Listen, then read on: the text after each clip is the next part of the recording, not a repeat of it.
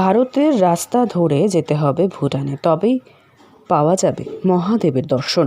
আর দেবাদিদেবের ভক্তরা সমস্ত কষ্ট সহ্য করেই পৌঁছে যান জয়ন্তী মহাকাল ধামের এই শিবতীর্থে। এসে তো ভীষণ ভালো লাগছে। ভক্তগণ, দর্শনার্থী, পুণ্যার্থীরা প্রচুর ভিড় অলরেডি জমে গেছে। আমাদের সবাই আসছে। এবার একটা জিনিস, প্রশাসনের পক্ষ থেকে অনেক কিছু সুযোগ সুবিধা এখানে রয়েছে, যাতে দর্শনার্থীদের কোনো রকম অসুবিধা না হয়। এখানে আমাদের মেডিকেল ক্যাম্পও রয়েছে, পুলিশ ক্যাম্প রয়েছে। কোনো অসুবিধা হলে পরে পুণ্যার্থীদের অবশ্যই এখানে সহযোগিতার জন্য হেল্পডেস্ক রয়েছে। সব সময়ের জন্য অসুবিধা হবে না কারণ।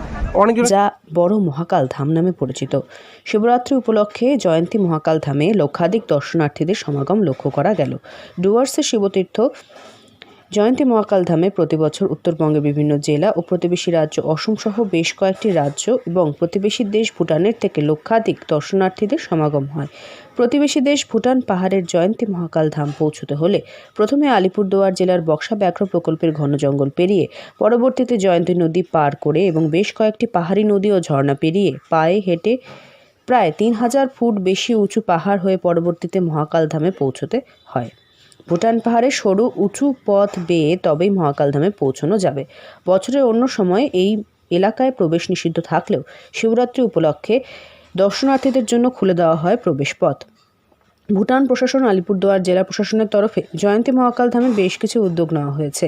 এই বিষয়ে জেলা পরিষদের সভাধিপতি স্নিগ্ধা শৈব জানান, ভুটান ও আলিপুরদুয়ার প্রশাসন রয়েছে ভক্তদের সহায়তার জন্য।